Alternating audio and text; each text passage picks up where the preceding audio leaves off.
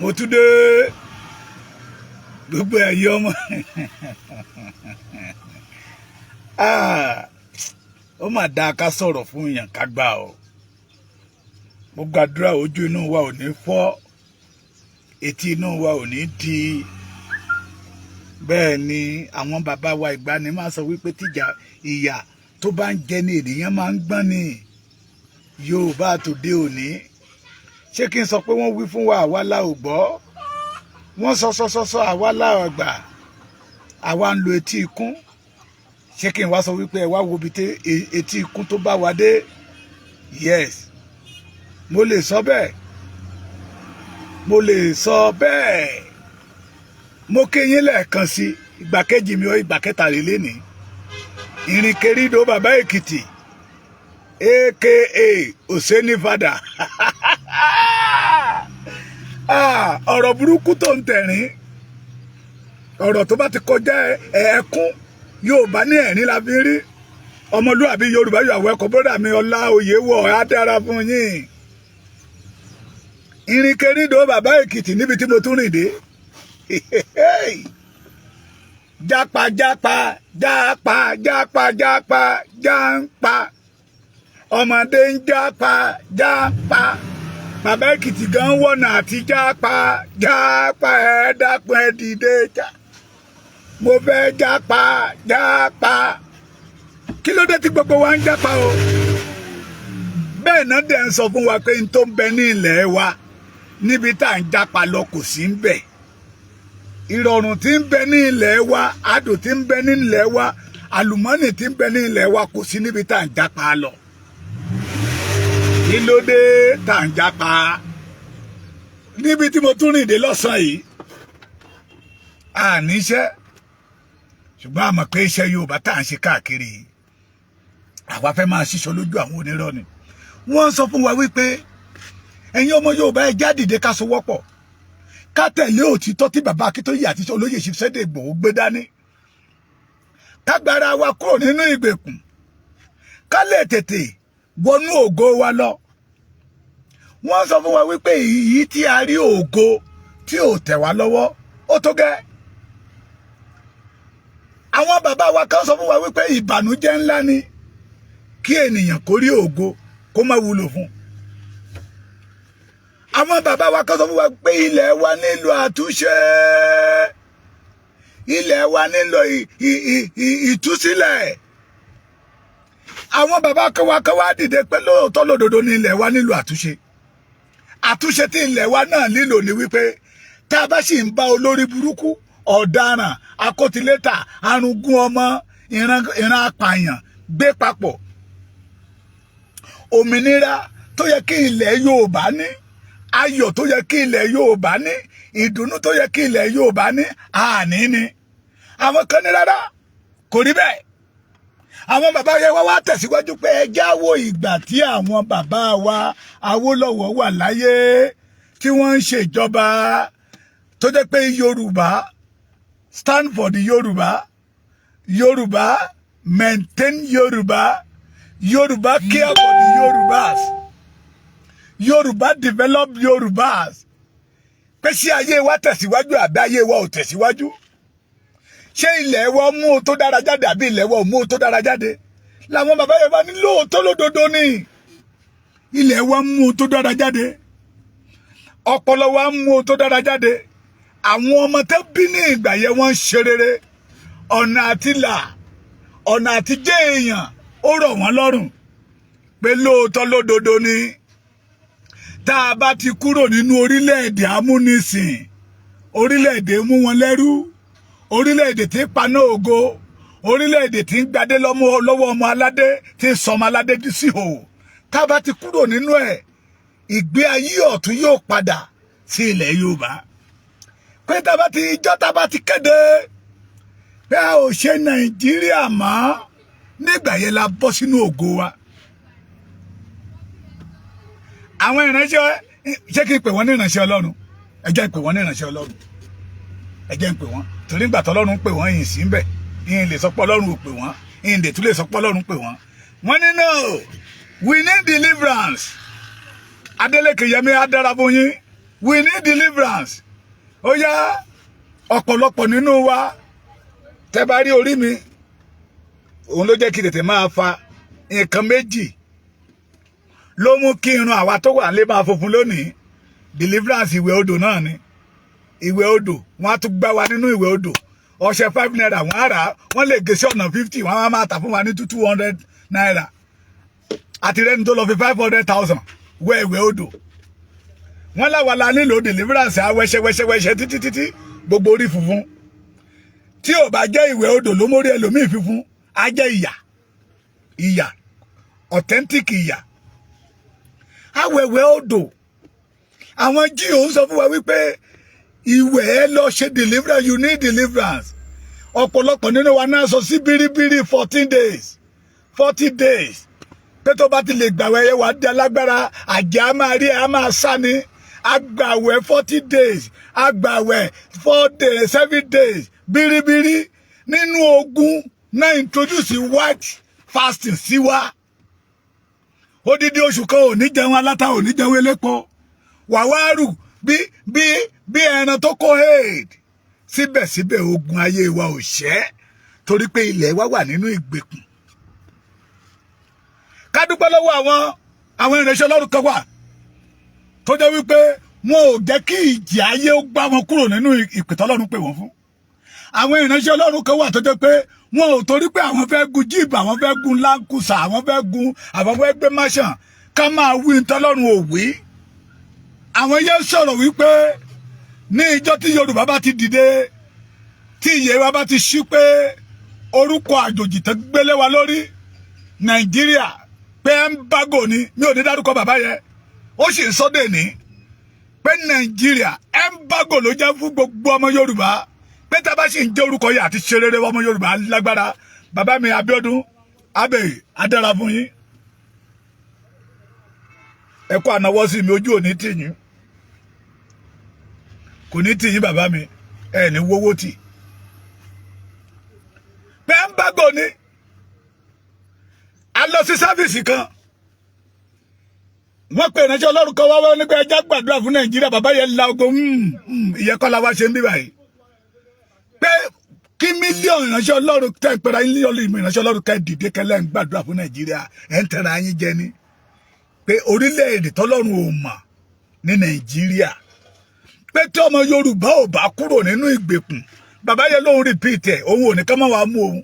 Embargo ní orúkọ yẹn jẹ́ nínú ayé ọmọ Yorùbá. Embargo bẹ́ẹ̀ làwọn pásítọ̀ mi yàn máa sọ wá pé pray for the Nigeria oh yeah pray this government they have good thing you will success. Òyìnbó rabata òyìnbó dùgbẹ̀dùgbẹ̀ lẹ́ẹ̀mọ̀ pé àpò títí wọ́n ń kún ni. Láyé àtijọ́ àwọn olókoòwò ló ń dá bísínẹ́sì ńlẹ̀. Pásítọ̀ ti ń dá bísínẹ́sì ńlẹ̀ lénìí.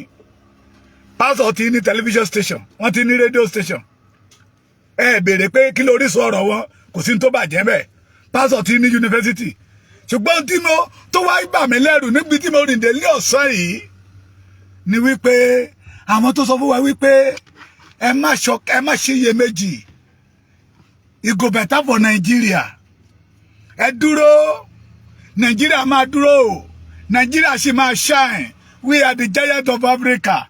Àwọn gan ti ń jápa kì í ṣe àwọn tó lórúkọ nìkan ló ń jápa. Tẹ́ bá gbọ́ pé bàbá Kúmúyì ti jápa Sam Adéyẹmí ti jápa àwọn pásítọ̀ míì tẹ́ ẹ̀ gbórúkọ wọ́n ti jápa. Àìmọye ṣọ́ọ̀ṣì tá a ti dé ta ní G.O. ti relocate lọ sí Canada, G.O. ti relocate lọ sí London, G.O. ti relocate lọ sí Germany, G.O. ti relocate lọ sí Holland, G.O. ti relocate lọ sí Italy, G.O. ti relocate lọ sí Israel. Wọ́n wá gbé pásítọ̀ kan sí orí ìjọ. Kí ló dé tí àwọn ìránṣẹ́ Ọlọ́run jápa? Wọ́n mọ̀ pé kò sí tó jẹ́ Nàìjíríà mọ́. Wọ́n mọ̀ pé ọwọ́ ìbínú Ọlọ́run ń bọ̀ lórí Nàìjíríà. Wọ́n mọ̀ ìyá mi Mọ́remí yóò dára fún yín international. Ẹni ọ̀tá ní kò ń bì ṣubú tọ́lọ́run ọba mi gbé sókè. wọ́n ní Mọ́remí ò ní lọ kẹ̀rẹ̀kẹ̀rẹ̀ Mọ́remí dára Canada o. Ẹ má jẹ́ kọ́ yìí tó tí má tó kọ́ ni màá gbowó orin. Wọ́n mọ̀ pé Nàìjíríà ti finish. Wọ́n mọ̀ pé kò sí solution fún Nàìjíríà mọ́.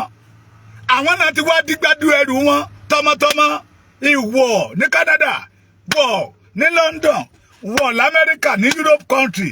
Ẹjẹ́ abira wa léèrè.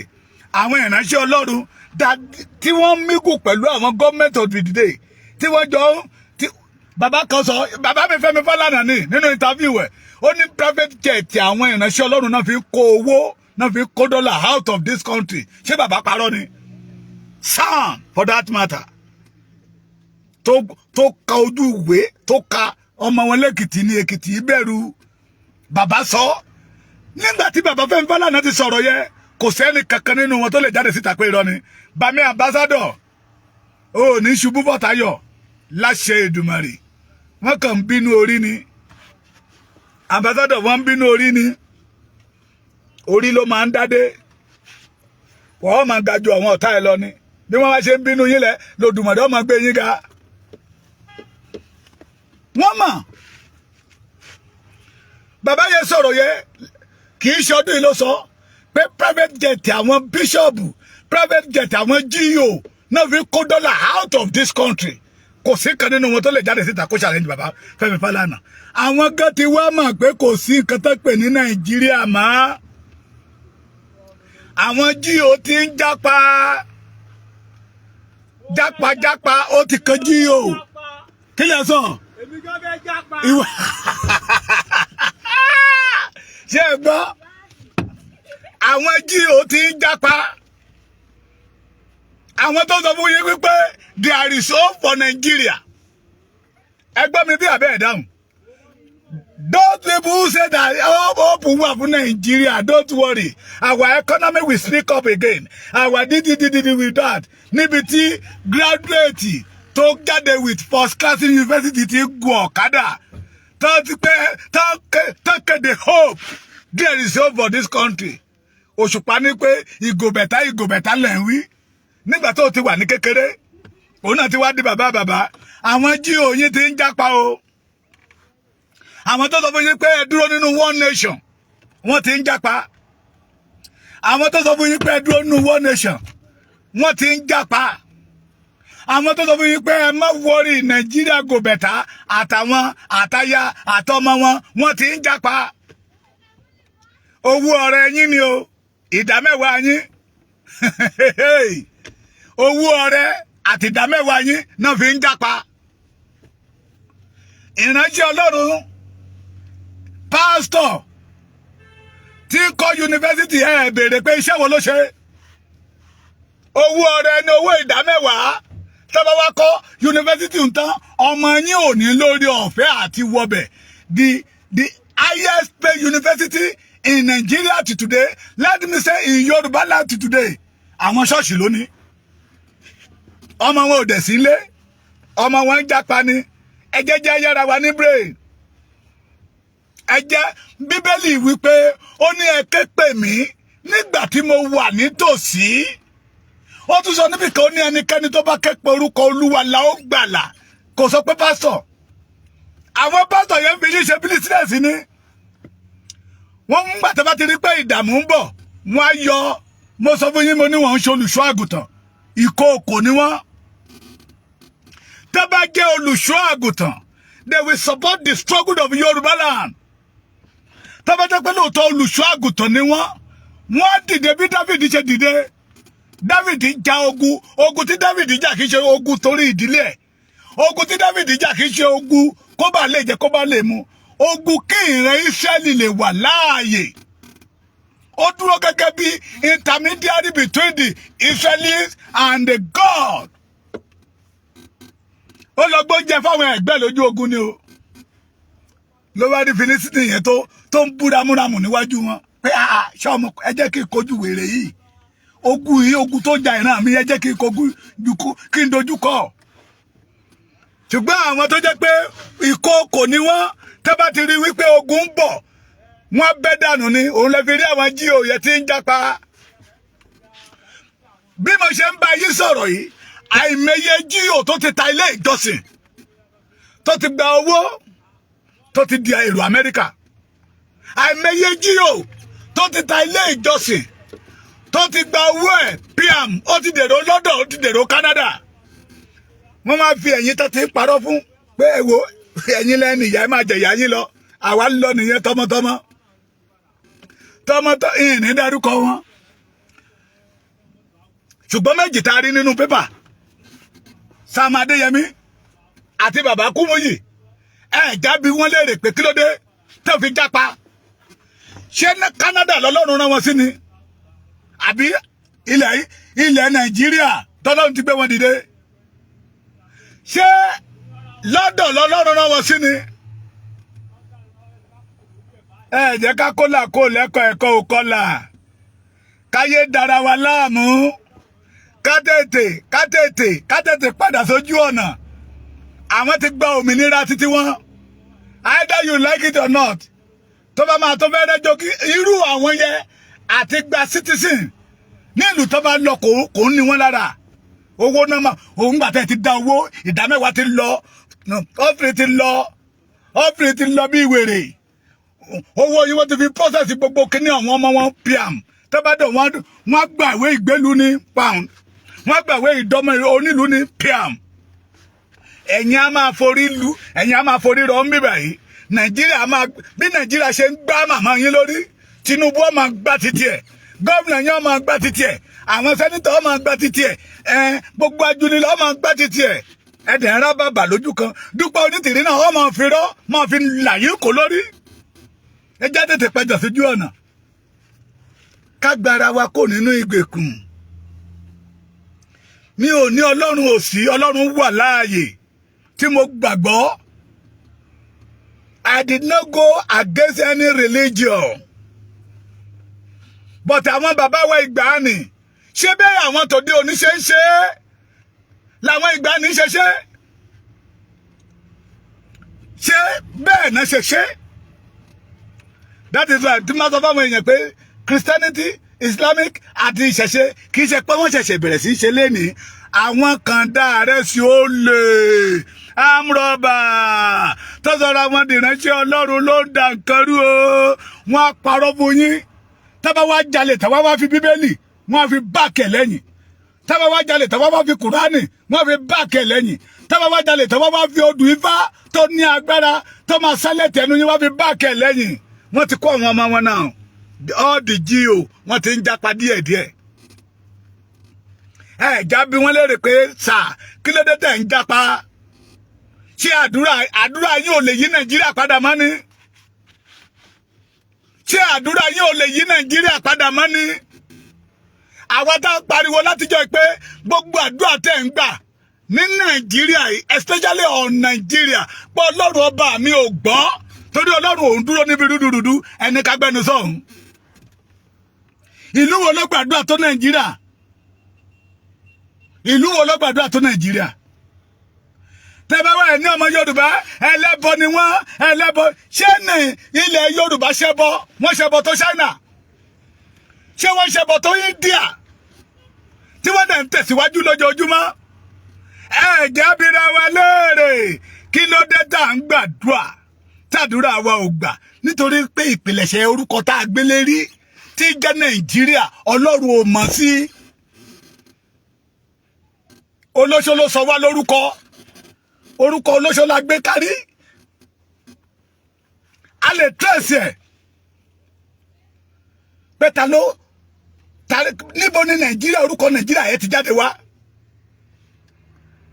a lè tẹ̀sí ẹ̀ ta ló tẹ̀ sọ orúkọ yẹn Nàìjíríà tẹ́ bá ń tẹ̀sí ẹ̀ lọ wọ́n á sọ fún yín pé àwọn ká sọ pé ìyàwó lọ lùgáàdì ni àwọn ká sọ pé gẹ́fẹ̀dì lọ lùgáàdì ni ló sọ wá ní Niger area tá yí padà tó di Nàìjíríà ẹ jẹ́ abira wa léèrè ta ló sọ àwa Yorùbá ní Yorùbá kí la fi padà wá lọ́mọ Odùduwà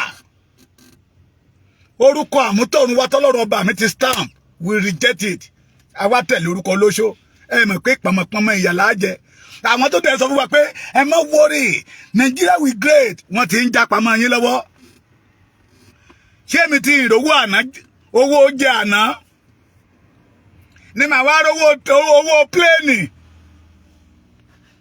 àti reko tí mọ́tò dìṣòro ni màá ní mo fẹ́ jápa bó ṣe rí lọ́dọ̀ mi náà ló ṣe rí lọ́dọ̀ títí yín àjọ dáràn ni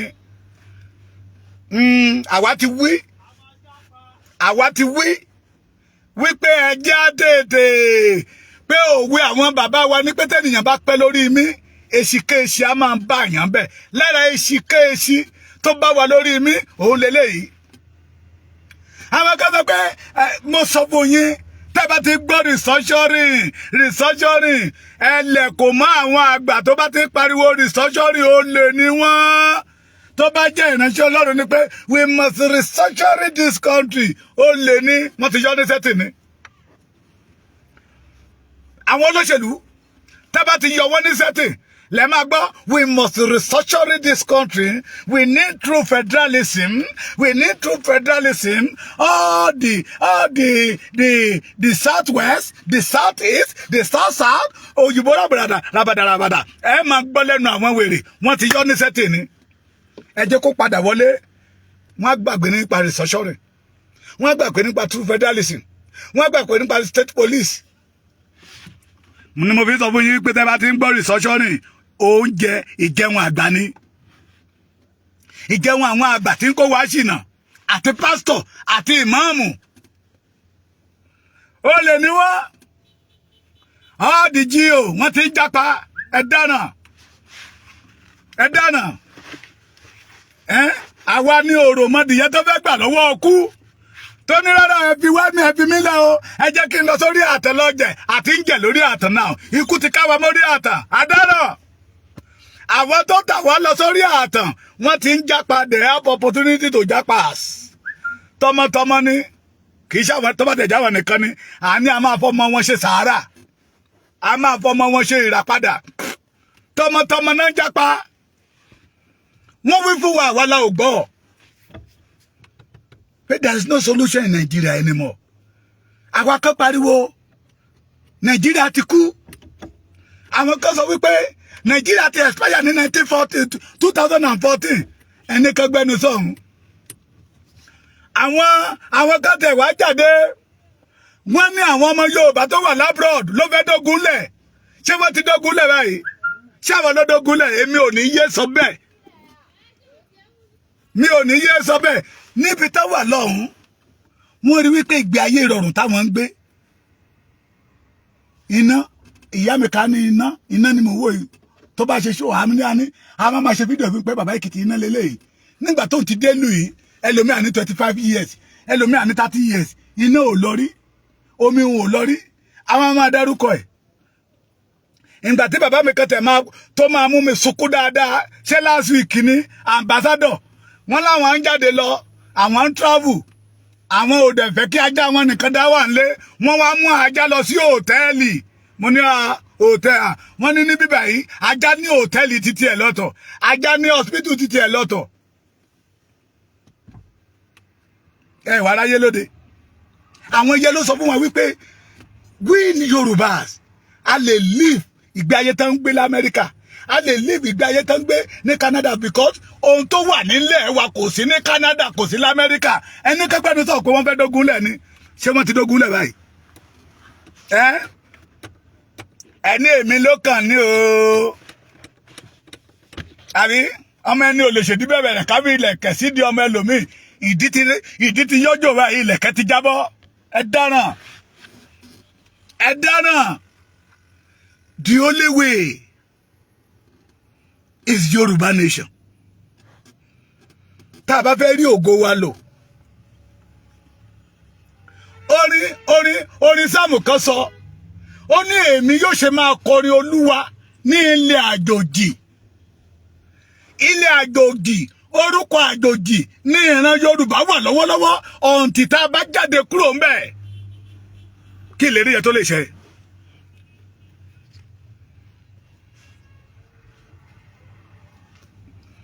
ọ̀ǹtì tá a bá jáde kúrò ń bẹ̀ ẹ ṣé bàbá mi Olúfowóbí Adéníyì yóò dára fún yín Sódìyà àdúrà gbè mí bàbá mi Gani Olóyèdé ẹ rí àánú gbà inú ìgbèkùn àwọn pásítọ̀ tó padà fún yín ṣeré bóbóbó rababara kàkàkàbà dòdòdòdòdòdòdòdò tí ò sí nínú bíbélì. Bíbélì wípé nígbà tí ẹ̀mí ọ̀run bà lé wọn tí wọ́n ń fi èdè ọ̀run sọ̀rọ̀ ará Yorùbá débẹ̀ ó rí wípé ọmọ Italy tí ò wá ilẹ̀ Yorùbá rí sọ Yorùbá ó wá rí pé ọmọ Yorùbá tí ò lọ sí China rí ó bẹ̀rẹ̀ sí sọ tọ̀ntún tòtún tàtà kì í ṣe rabaka bàbàbàbàbàbàbàbàbà ẹyẹ jẹ́ tẹ̀yìn jẹ́ ẹ̀ka Bíbélì dáadáa wọ́n ti ń japa o. The Jews tó sọ wípé ká ẹ fọkànbalẹ̀ Nàìjíríà sì máa wà òkè àwọn ò lè dúró di Nàìjíríà sì máa wà òkè bí ọ̀rọ̀ Dúpẹ́ Onítìrí ni tọ́níkà ẹja ṣe sùúrù ká bẹ̀rọ̀ ká fi ẹ̀rọ ìfọ̀kànbalẹ̀ ká fi rìnrìn lọ́nà tó bí òfin tó ní rárá o òmìnira 2022 òmìnira 2022 tó padà wà lẹ́nìí nígbà tó kọ́ àwọn ọmọ ọlọ́mọ sínú gbódó tán tó ní ẹ má sọ bẹ́ẹ̀ mọ́ ẹ jẹ́ ká ní sùúrù ká fi sùúrù rìnrìn sùúrù tán ní kó ní lánàá wèrè àwọn jí òyìn ti ń jápa o a dẹ̀ pariwo aké pé àwọn pásítọ̀ yìí they have communication with the Ọ̀jẹ̀lú people. Ìgbà tí bàbá wa Fẹ́mi Fálànà máa dé ọ̀rọ̀ ẹ̀ ládé ó ní private jet wọn náà fi ń kó dọ́là out of this country. No one of them can come out pé Fẹ́mi Fálànà irọ́ ló pa. Bàbá Fẹ́mi Fálànà kò lè ṣàìmárì kó wí torí wọn ò ní fẹ́ bà orúkọ ara wọn jẹ́. The best university, private university in Yoruba land today, àwọn jíò lónìí. Company wo ná dálẹ̀? Tẹ́bí rí, okay. Mánà ló rọ̀ látọ̀run wá. They have business with the federal government. That is why they are preaching. Don't worry, Nigeria go better again. Don't worry, don't worry. They have contract with federal government. Bàbá tó sọ pé private jet wọn náà fi ń kówó jáde kò parọ́. Àwọn kan ti ń jápa lẹ́nìí. Wọ́n mọ̀ pé there's no solution for Nigeria anymore. Wọ́n mọ̀ pé ìbínú Ọlọ́run bẹ lórí Nigeria. Wọ́n mọ̀ pé gbogbo àwọn tó pera wọn lólóṣèlú ọ̀jẹ̀lú ni wọ́n. Àwọn náà dẹ̀ ti mọ̀ wípé wọ́n ti jẹ́ dòdò. Don't call themselves a BGO. Wọ́n ti jẹ́ dòdò. Wọn ò lè sòdodo mọ́. It's better for them. Kótóri pé tó bá sọ̀rọ̀ ó lè já sí ikú náà fi gbé ara wọn jáde pé ilé bí Nàìjíríà bá ṣe gbé ẹja gbòkè òkun. Pé tí Nàìjíríà bá ṣe gbé ẹja gbòkè òkun lọ ọwọ́ ti bà wá o. Ọwọ́ bà wá àwa létí lápá. Ọwọ́ ti bà wá gbogbo ọmọ Yorùbá. Ẹ̀yin tẹ́ ń pariwo region ni restructuring ni the north has rejected. A ti sọ fún yín wípé ohun tí àwọn yẹn bá ti fẹ́ ní àwọn house máa sign. They are the majority in the house. Minority lẹ̀yìn jẹ́. Mi ò gbọ́ rí níbi tí minority ti ní ẹnu lórí majority. Àwọn tó dẹ̀ ṣe bẹ́ẹ̀ ó yé wọn. Bàbá mi Adébáyọ̀ Michael oníyẹ̀lú you're welcome. Business ní ṣọ́ọ̀ṣì ẹ parọ́ àìmọye program tí ò sí nínú Bíbélì tí ò sí nínú ìlànà tẹ́ bá ti mọ̀ kó máa kówó wọlé wọ́n á gbé wọlé ní ràì wọ́n á gbé wọlé owó àdúrà mi gbà owó mo sùn mo jí owó mo jẹun owó mo lè lanu mo lè sọ̀rọ̀ bẹ́ẹ̀ dẹ̀rẹ́ adániwáyé yìí náwó ènìyàn ní máa ń náwó àwọn pásítọ̀ ti ń jápa o kì í ṣàwọn méjì mọ́ o àìmọye pásítọ̀ tó ti ta ṣọ́ọ̀ṣì tẹ́ tó ti relocate lọ sí Amẹ́ríkà ẹ̀yin ọmọ ìjọ níbo lẹ fẹ́ fojú sí bàbá mi àròlé tẹ́tẹ́ yóò dára fún yín ojú òní tìyín ẹ ní kú dànù ayé yín ò ní pínyìnkìn ẹ ní jọba Yorùbá ní iṣu jọba lóko ewúlò ayé yín ò ní jọba àwọn pásítọ̀ yẹn tí wọ́n ti ń jápa. Mo rìn débi kan lẹ́nìí wọ́n ní G.O tó ní ṣọ́ọ̀ṣì bàbá tó ní ṣọ́ọ̀ṣì wọ́n ti wà ní Canada. Canada bíi ti bò ẹni yẹn ní ìgbà tí bàbá rí pé nǹkan ò lọ bí ó ṣe lọ tí wọ́n pé ibùdó wọn ta ṣọ́ọ̀ṣì yẹn fún ànádà ṣọ́ọ̀ṣì ni. Mo ṣáà rí pé wọ́n ti ṣẹ́ǹjì orúkọ ṣọ́ọ̀ṣì yẹn wọ́n ti yí orúkọ ṣọ́ọ̀ṣì padà sí ní tó ń jẹ́ tẹ́lẹ̀. Mo ní mo rò pé bóyá ẹ̀mí ló tún sọ fún wọn pé kán yí orúkọ tó ń jẹ́ ńgbà yẹn kán yí padà kán wá gbé titun wọ̀ wọ́n ní rárá o another person ló ní ṣọ́ọ̀ṣì nísìnyí pásítọ̀ ti tà á ó ti jápa ṣé Jésù ta ṣọ́ọ̀ṣì rí ó ta tọmọ ìjọ wọ́n mọ̀ pé kò sí solution but either federal government state government local council senator rep náà ti lọ tẹnubọ lẹ́mẹ̀ẹ́ ti jẹjẹkújẹ tó gba òtítọ́ ọ̀rọ̀ lẹ́nu wọn wá ń jápa.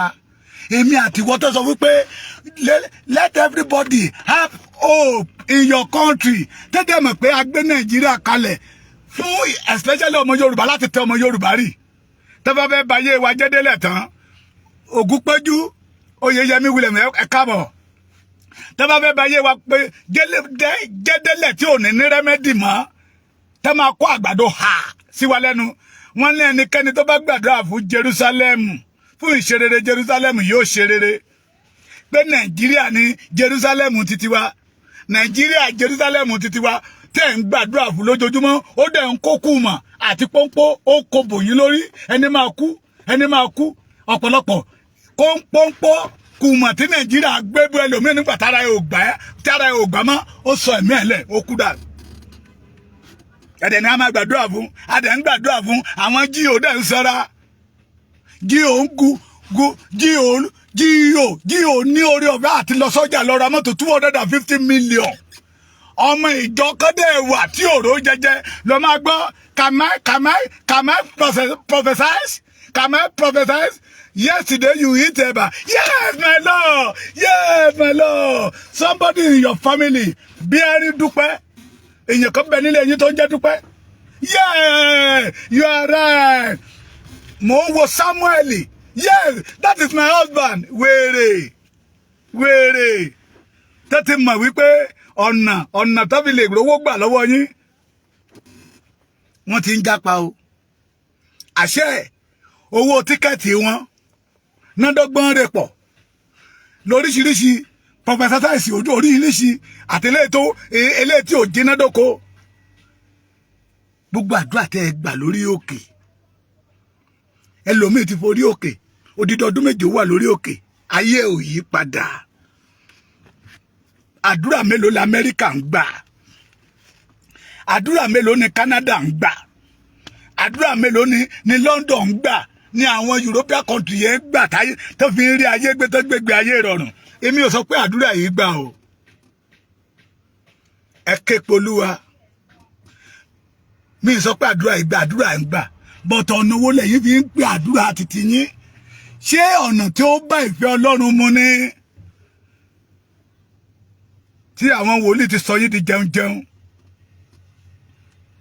wọ́n ti ń jápa mọ́ yín lọ́wọ́ wọ́n ti ń jápa o wọ́n ti okay let me give you an example how many branch ní Deeper Life ní nílẹ̀ Yorùbá meye return tó máa wọlé tí bàbá ò bá lè cope tí bàbá gba Amẹ́ríkà lọ Sam Adéyọmí meye àwọn back manager tó wà nínú ṣọ́ọ̀ṣì ẹ̀ ní ọ̀ṣọ́ Ọ̀rẹ́gún ní service ẹ̀rẹ̀ kan tẹ́tì ẹ̀ kó léye mílíọ̀nù tó máa jẹ́ tóun ò bá lè bí ẹ̀ èmi àtẹ̀yìn tó jẹ́ pé agbára la fi rí 20,000 naira lóṣù ọ̀nà wo la máa fi làjá ẹja máa bèèrè wa léèrè. The majority of pastors are jackpass. The majority of pastors are jackpass. Kí ayé ti ṣe yìí sí o ọmọ Yorùbá kété ọ̀nà tá a dẹ̀ fi máa fi ṣe sí ti wà ẹ jẹ́ ẹ̀yin tẹ́ bá ti kú lẹ́yìn bàbá Akíntóyè ẹ tètè padà tẹ́ bá jẹ́ pé lóòótọ́ lẹ fẹ́ràn Yorùbá kájọ fi ìfẹ́ àti àánú látọ̀dọ̀ Olódùmarè wá tí Ọlọ́run fi ṣe tó fi tẹ̀dó ilẹ̀ Yorùbá ká fẹ́ para wa papọ̀ ká tẹ̀lé ọmọ Adéyẹmọ Ìgbòho Òòṣà. Let every one of us start to say enough is enough. The only way, the hard way. What we want is Yoruba nation, our nation. Carry claim. Kì í ṣe òyìnbó dúpẹ́ o. Our nation back. That is the only way. Tí pastor kan bá sọ fún yín pé you need deliverance. Àjẹ́ ilé mo sọ lánàá ṣáná ní àbáàrọ̀ ni wípé àwọn àjẹ́gàn ò fẹ́ mu ẹ̀jẹ̀ mọ́. Àwọn náà fẹ́ mu tíì tó kí. Àgbọ̀ tíì tó kí. Àjẹ́ náà fẹ́ travel lọ sí Amẹ́ríkà kó gba oyè tútù sára. Ẹ mọ̀ bẹ́ẹ̀yàn bá lọ sí Amẹ́ríkà láàrin oṣù mẹ́fà tó bá máa padà dé àwẹ̀ á dàbí ọmọ tuntun ni. Àjẹ́ ò fẹ́ mú ẹ̀jẹ̀ àwọn ọmọ ẹ̀jẹ̀ tó bá wà lẹ̀ mọ́ àkókò ní machine tá máa fi wò bóyá èdè ti wà nú ẹ̀. Àwọn náà ò fẹ́ kó èdè. Dẹ́nìyàn kan bá sọ fún mi pé orogún ilé yìí bàbá ẹ̀ ló ṣe irọ́ ni. Ogun tó ń ja gbogbo wa ni pé ìran Yorùbá wà nínú ìgbèkùn. Àgbẹ̀ ẹ̀ńbágò kan lé wa lórí. Mo ti sọ fún yín rí wípé orúkọ a máa gbọn ire dànù lọ́wọ́ èèyàn. Tí ènìyàn ò bá yí orúkọ yẹn padà kó jẹ́ orúkọ tuntun, a máa rí ògo ẹ̀ níwájú kò ní tẹ̀ lọ́wọ́. Yorùbá, we are not in Nigeria. Yorùbá, we are not in Nigeria. Our forefathers, they are not a Nigeria. Ẹ jẹ́ á ronú o, àwọn ìránṣẹ́ Ọlọ́run wọ́n ti ń japa. The GO wọ́n ti ń japa. Níbo lèmi àti wọ́n fẹ́ japa sí? Tá àti ìrò ń jẹjẹ. Gàrí ti di góòlù. Níbo la fẹ́ japa sí? Omíyalé mi yọ wẹ́kọ̀. Adára fún ẹ kò ní bàjẹ́ fún ẹ. Níbo la fẹ́ japa sí? Where are we going? The GOs wọ́n ti ń japa. The solution ó wà lọ́wọ́ èmi àti ìwọ. Káàrin lọ́nà tó tọ́. Bàbá Akíntóyè tó lóhùn ò fẹ́ kọ́ ọmọ Yorùbá kankan ó kú ẹlẹ́yà. Olóyè Ìgbòho tó sọ wípé ọ̀nà tá à ń tọ̀ yìí ọ̀nà tó bófin mu ni. Káàrin ní ọ̀nà tá a bá kébò sí tá a máa rí ará àta tó máa bá wa jó. Ẹ ṣe jẹ́ padà sọ́dọ̀ wọn. Mo máa ń sọ dáadáa pé ẹni tó bá mọ̀nà là ń jẹ́ kó ṣáájú ọ̀nà. Àwọn tó sọ wípé dry nation ni wọ́n, Democratic Republic of Yorùbá, afọ́jú ni wọ́n ti mú afọ́jú mọ̀nà. Mo sọ fún yín lánàá pé mo rí àkọlé kan lórí social media tó kọ wípé second coming of Adele. Àkọ́kọ́ tó kọ́kọ́ wà oore wo ló ṣe fọ́mọ Yorùbá. Tẹ́ bá ń tàn yín ẹ má tanra yín. Tẹ́ bá ṣe kíni tẹ́ bá ń tàn yín ẹ má tanra yín. Ìwà àti ìṣe oníkálukú lẹ́ẹ̀ máa fi mọ̀ bóyá eléyìí ń ṣe òtítọ́ eléyìí ń parọ́. All the GO wọ́n ti ń jápa lẹ́yọ kọ̀ọ̀kan. God bless you.